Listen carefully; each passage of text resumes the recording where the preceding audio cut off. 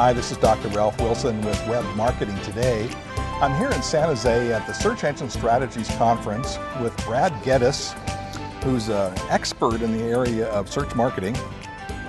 Brad, what I want to talk with you about today is this an opportunity actually, how merchants can increase their sales by discerning user intent in the search terms that get them to your site. I know that's kind of a long explanation, but this is a really important kind of thing.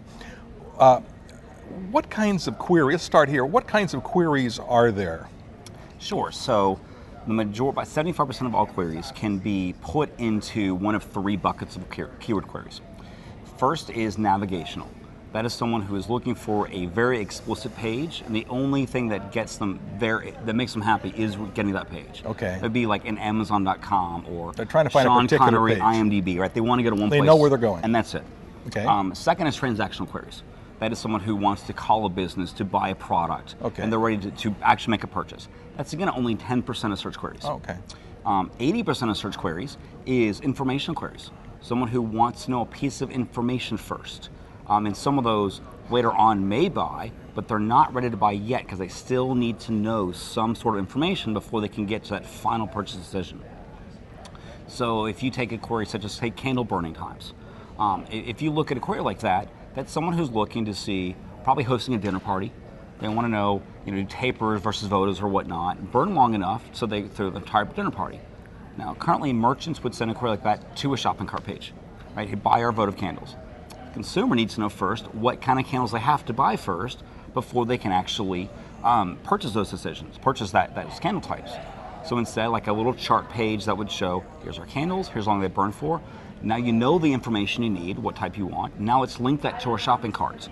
And taking that extra step to make sure someone knows the information necessary to make a purchase can make a huge impact on increasing conversions and actually lowering bounce rates because someone's going to find the answer first before they buy a product. So if you take them directly to the purchase page, they're going to say, I need to find this out first. Exactly. And they'll bounce off that and they'll look someplace else and they're gone. And if someone else can answer their question, who do you think they're going to buy from? Exactly.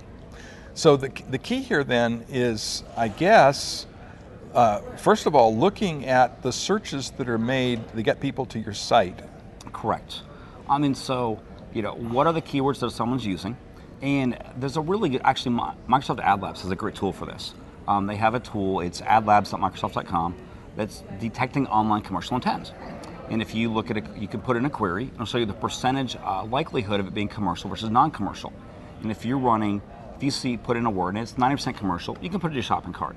If it's a word that's very highly non-commercial, you'd want to make sure you're giving them the information first and then link it to a shopping cart or whatever transactions you want to occur on your website.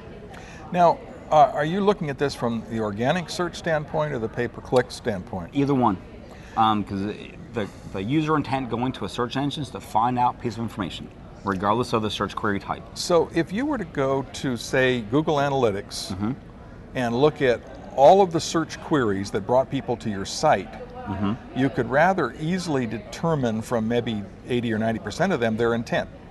Yes, definitely. If you look through the keyword queries, it's usually not that hard to determine intent once you start really looking at the keywords that are driving traffic.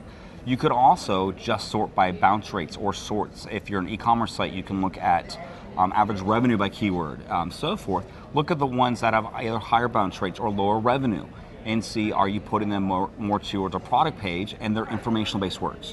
And that way you're directionally improving your items versus just randomly trying to figure out which is which. So for a merchant then to act on this, you'd look at the search terms that bring people to your site, make sure that they're matching well with what user intent is. Figure out, okay, what's the user intent here? What are they looking for? What are they looking for? Exactly. Am I taking them to that or not? Correct. And if you did that, say for the top 25 or 50 searches on your site, you'll be 90% of the way home. You will be, and you can see a lot more conversions, a lot more revenue from a pretty simple exercise. Thanks for sharing with us. A great tip. Tell me about your business and what you do. So BG Theory is a marketing training company. So we train agencies and advertisers on PPC, on SEO, and work with them to make their sales forces and their products better. Great. Thanks for sharing with us. This is Ralph Wilson with Web Marketing Today.